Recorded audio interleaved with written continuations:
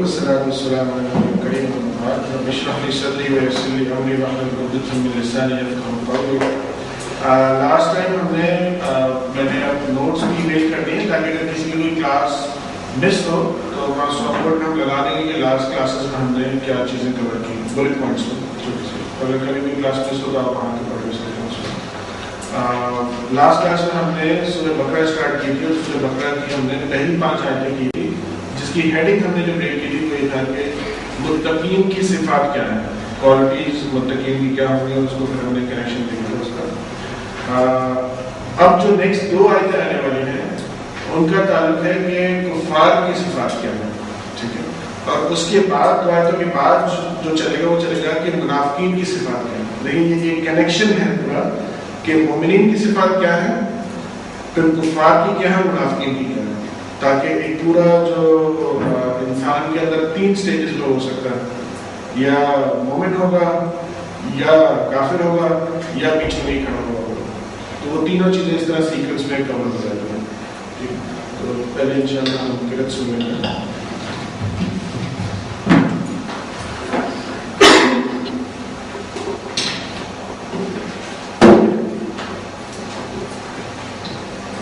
أعوذ بالله من الشيطان الرجيم. بسم الله الرحمن الرحيم. إن الذين كفروا سواء عليهم أأنذرتهم أم لم تنذرهم لا يؤمنون. ختم الله على قلوبهم وعلى سمعهم وعلى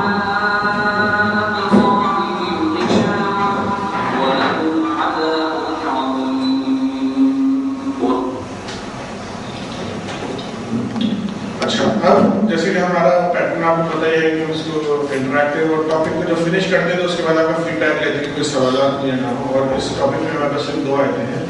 اس ٹاپک میں تو اسپیسیفک کفار کی اللہ سبحانہ تعالیٰ بات کر رہے ہیں جب ہم آیتوں کا ان کو پاؤنڈر کریں گے اور دیکھیں گے. لیکن جنرلی کفار کی کیا پوزیشن ہوتی ہے، اور ہم نے یہ بات کی تھی کہ ہم تصویر کا پیٹرن رکھیں گے اس میں یہی چلے گا کہ ہم ڈے ٹو ڈے اس کو کنیکٹ کرنا چاہیں گے. ہم یہ بات نہیں کریں گے 100 سال پہلے جو ہو رہا تھا تو وہ آج ہو سکتا ہے اتنا ریلیونٹ نہ ہو، تو ہم ڈے ٹو ڈے پہ زیادہ اس کو فوکس کرنا چاہیں گے. اس کے لیے میں نے آپ لوگوں کے لیے کلپنگس بنا کے ویڈیو بنائی تھی، پہلے ہم اس کو آپ کو دکھاتے ہیں انشاءاللہ، پھر 2 آیتیں کریں گے اور اس کے بعد پھر جو آپ کے کمنٹس ہوں وہ آپ دے سکتے ہیں، کیونکہ اس ویڈیو میں ہو سکتا ہے آپ کے کافی کمنٹس ہوں، ٹھیک ہے. اور وہ ذہن میں رکھیے گا، train by example, with situations آپ اپنی اپروچ کو چینج کر دیتے ہیں. ٹھیک ہے، ہو سکتا ہے کہ آپ کی ایک اپروچ ہو اور آپ ڈسکشن بھی آپ کہیں کہ فائن، تو we can always agree to disagree. یہ ہمیشہ اوپن فورم رہنا چاہیے مسلمان کے لیے.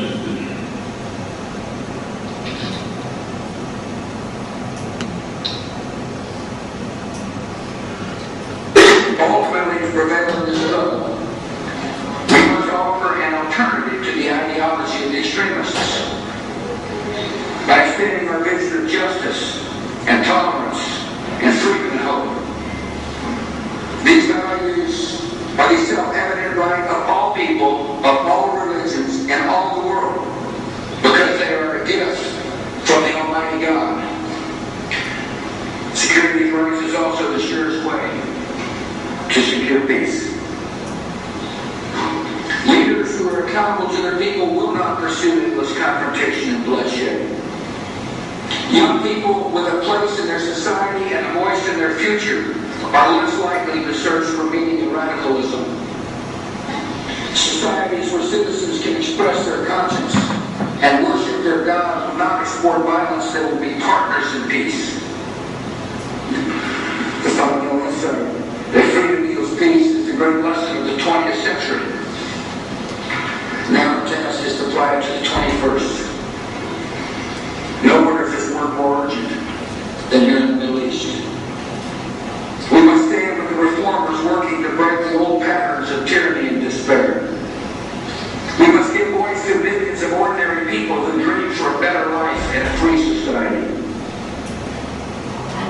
This is not a question of authority. It is a question of human liberty. All the decades of deceit and cruelty have now reached an end. It is not too late to overcome hatred and violence and turn the creative gifts of men and women to the pursuits of peace. There will be no more wars of aggression against your neighbors. Instead of drifting along toward tragedy, we will set a course towards peace. That is the future we choose. Good night, and may God continue to believe people are deserving and capable of human liberty.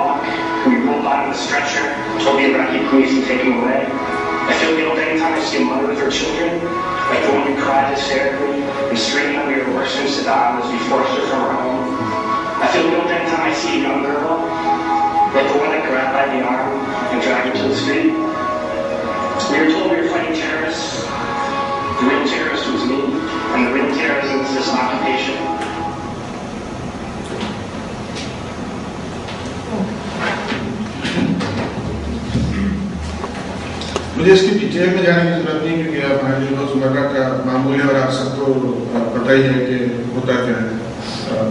ये एक situation है जो इस वक्त कुफार की है, ठीक है।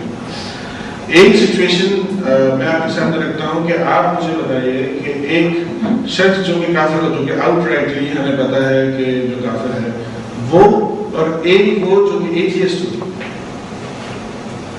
मैं अभी मुनाफिकीन की बात नहीं कर रहा हूँ। नॉन मुस्लिम्स में हमारे पास दो पोजीशन होती है, एक वो है जो कि काफिर है, आउटराइट रिजेक्ट करता है और कहता है मैं किसी और दीन को मानता हूँ। दूसरा वो है जो एथियस्ट है, जो कहता है कोई खुदा नहीं है, वालेकुम सलाम, कोई खुदा नहीं है, कुछ भी नहीं है। किसको दावत देना ज्यादा आसान है बताइए? एथियस्ट को। वजह काफिर तो हमारे नजदीक काफिर की डेफिनेशन है कि जिसके आगे हक रख दिया जाए, उसको समझ में आ जाए, जैसे अल्लाह ताला ने हक बयान किया, उनके अमल में आ गया और तासुब था जो भी था उन्होंने इनकार कर दिया। लेकिन बहुत सारों ने इकरार भी कर लिया। ये तो करें इकरार भी कर दिया, मगर हम लोग काफिर उन्हें कहेंगे जिन्होंने समझ के इनकार कर दिया। जो भी काफिर जो एथियस्ट है वो इनकार कर रहा है, उसको समझाना और माइंड को ओपन करना। इसको दूसरे एंगल से देखिए, काफिर भी के लिए भी हमारे पास मैदान हमेशा खुला होता है, लोग इस्लाम लेके आते हैं, आज भी लेके आते हैं, ठीक है। लेकिन दोनों में फर्क क्या है? फर्क ये कि हमारा जो कलमा कहता है ला इलाहा इल्लल्लाह मुहम्मद रसूलुल्लाह, कलमे का पहला हिस्सा कहता है ला इलाहा, कोई इलाह नहीं। काफिर भी कहता है कि वो इसको नेगेट करता है और हमें दोनों चीजें उससे अप्रूव करानी पड़ती हैं। लेकिन जो एथियस्ट होता है वो पहली चीज को ऑलरेडी मान चुका होता है कि कोई अल्लाह नहीं, तो उसको सेकंड कलमे का सेकंड पार्ट कराना पड़ता है सिवाय अल्लाह के। लेकिन काफिर को दो पार्ट कराने पड़ता है कि पहले नेगेट भी करोगे कोई अल्लाह नहीं और फिर लेके आते हैं कि एक अल्लाह है जो भी सच है, ठीक है।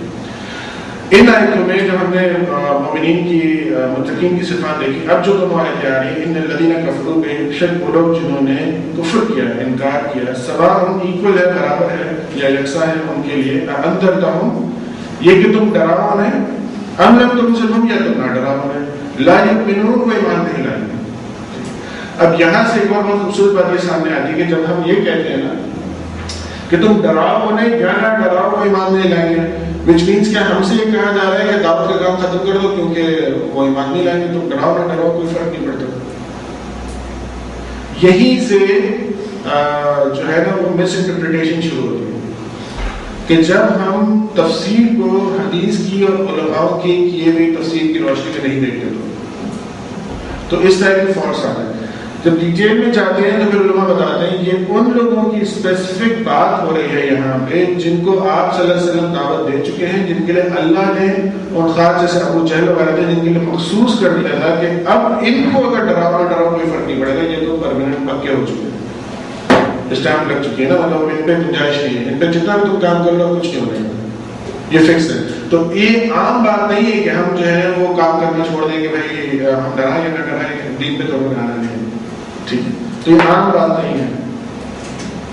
ختم اللہ علی قلوبہم، مہر لگا دیا اللہ نے ان کے دلوں پر، وعلی سمعہم، اور ان کے کانوں پر، وعلی ابصارہم غشاوہ، اور ان کی آنکھوں پر پردہ پڑ گیا ہے، ولہم عذاب عظیم، اور ان کے لیے عظیم بڑا عذاب ہے۔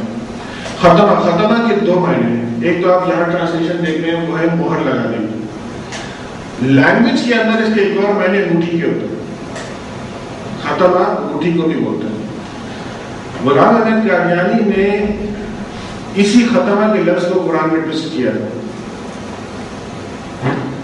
جب آیا آگے خاتم النبیین تو وہاں پہ اس نے اس کا ترجمہ کیا کیا کہ آپ انگوٹھی ہیں تمام نبیوں کی، یعنی ایک محاورتاً اس کو کیا کہ اور محاورتاً سینس بھی بن گیا۔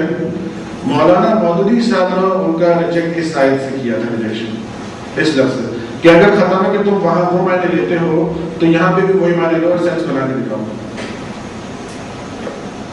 کہ انگوٹھی لگا دیا اللہ نے دلوں پر، doesn't make sense۔ تو ختمہ کے معنی اس لیے یہ دیکھے جاتے ہیں کہ قرآن کو لغت سے نہیں بلکہ قرآن کو حدیث سے اور شریعت سے دیکھا جاتا ہے کہ اس کے کیا معنی ہوتا ہے۔ تو یہاں اس میں مراد ہوتی ہے مہر لگا دی اللہ نے دلوں پر، اسی لیے ختمہ قرآن میں جہاں کہیں آتا ہے اس کے معنی مہر کیا آتا ہے، آگے بھی جب ہم آئیں گے تو اس میں بھی آئے گا۔ یہی لفظ کے ہیر پھیر سے بہت زیادہ ایشوز پیدا ہوتے ہیں۔ میں آپ کو ایگزامپل دیتا ہوں، ایک طبقہ ہمارے یہاں ایسا ہے جو بہت زیادہ مزاروں پہ اور ان سب چیزوں کا، عید میلاد النبی، ان سب چیزوں کا بہت زیادہ قائل ہے۔ دیکھیں انہوں نے کیسے ٹویسٹ کیا الفاظ کو۔ قرآن میں ایک جگہ آتا ہے اعوذ باللہ من الشیطان الرجیم، انما انا بشر مثلکم، انما کے معنی ہوتے ہیں در حقیقت یا بے شک یا بات یہ ہے، ٹھیک ہے۔ انا مثلکم کبھی کہا جا رہا ہے کہ کہہ دو کہ میں تمہارے جیسا ایک انسان ہوں، بس بلکہ کہ مجھ میں وہی آتی ہے۔ ابھی یہ جس نے دین نہیں پڑھا، جب ہم دین کے پڑھنے کی امپورٹنس کی بات کرتے ہیں، جس کو بیسکس نہیں پتا وہ کتنے مزے سے گمراہ ہوں گے۔ میں نے خود سنا ہے ایک اس مسجد کے جمعے کے اس کے اندر کہ وہ اس کا ٹرانسلیشن کیا کر رہے تھے، وہ ٹرانسلیشن کر رہے تھے اننا ماں کو، اننا عربی میں الگ سے بھی آتا ہے اور ماں الگ سے بھی آتا ہے، اور اننا جب الگ سے آتا ہے تو اس کے معنی ہوتے ہیں بے شک کے، اور ماں جب الگ سے آتا ہے اس کے معنی مختلف ہوتے ہیں، جس میں سے ایک معنی نہیں کے بھی ہوتے ہیں۔ وہ اس کی تفسیر، اس قرآن کی تفسیر وہاں کیا کر رہے تھے، اننا دیکھو لوگوں دیکھو، اننا بے شک، ماں نہیں، بے شک نہیں میں انسان ہوں تمہارے جیسا۔ اب پکڑ لیجیے کتنے لوگ پکڑ سکتے ہیں؟ آپ مسجد میں بیٹھے ہیں، آپ کو خطیب سنا رہا ہے اور آپ کو پتا ہے وہ 10-15 سال دین پڑھا ہوا ہے، اور آپ کو قرآن کی آیت کوٹ کر رہا ہے، اور قرآن کی آیت میں کہہ رہا ہے کہ لوگوں اننا کے معنی بے شک کے ہوتے، کس نے منع کیا نہیں ہوتا؟ ماں نہیں کے معنی آتا ہے، کس نے منع کیا؟ قرآن میں ہر جگہ ملے گا۔ کہتا ہے دیکھو لکھا ہے نا انما، ہاں لکھا ہے بے شک، دیکھو کتنا تحقیق کے ساتھ لکھا ہے، بے شک نہیں میں تمہارے جیسا ایک بندہ ہوں۔ قرآن سے دلیل دے رہا ہے، کون پکڑے گا؟ لینا پکڑے گا۔ which simply means کہ لینا کے پاس اتنی نالج ہونی چاہیے تو وہ ان چکروں میں نہ رہیں. جو لوگ وہاں بیٹھے ہوئے ہیں